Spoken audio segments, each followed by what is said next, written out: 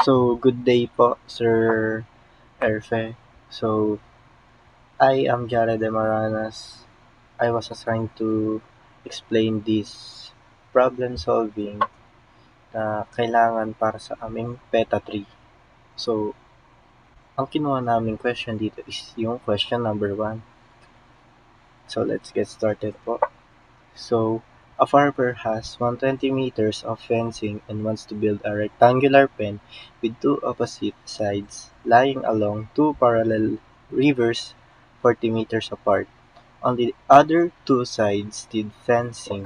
So, ang hinahanap dito is kung ano yung dimension will maximize the enclosed area, and B, what is the maximum area.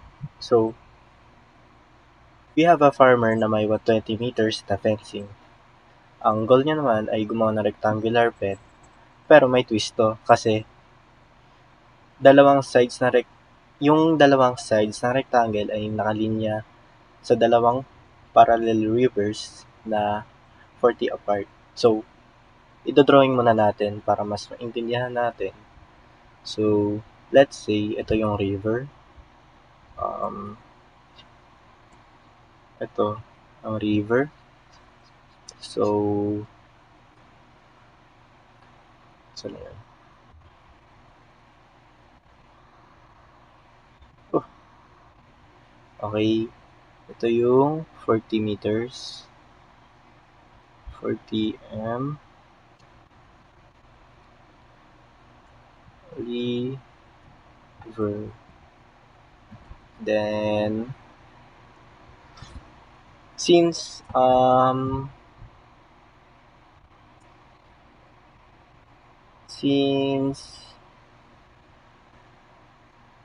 ang available na fence is 120 meter, kailangan natin i-divide sa 2.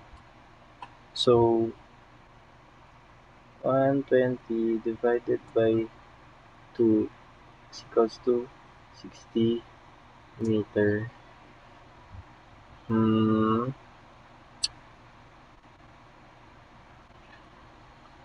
So, let's say ito yung dalawang bakod, ay um, dalawang fence side, which is ito, ito yung fence, and ito yung sa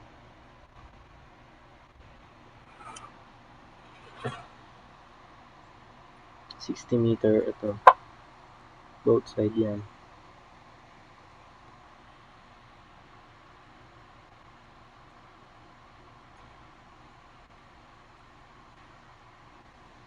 Okay, fence side. So, sa baba naman, ito yung length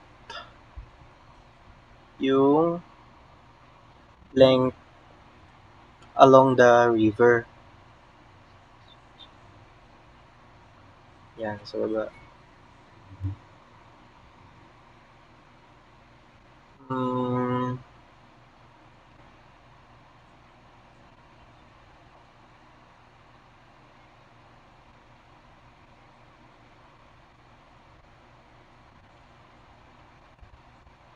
masyadong malaki.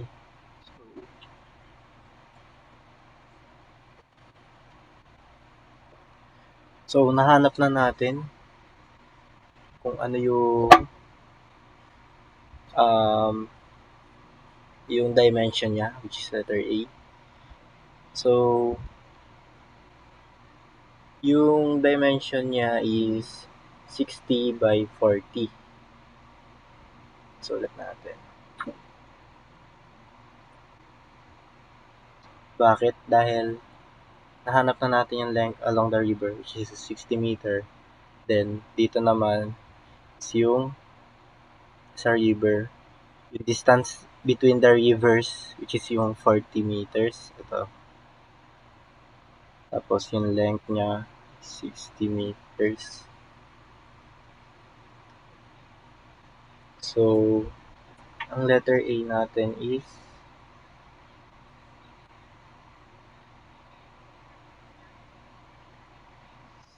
60 by 40. Dimension.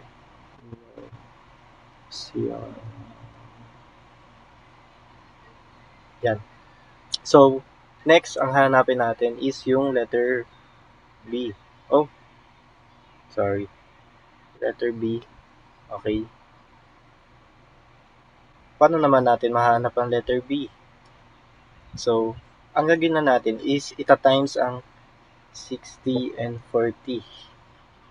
Okay? So,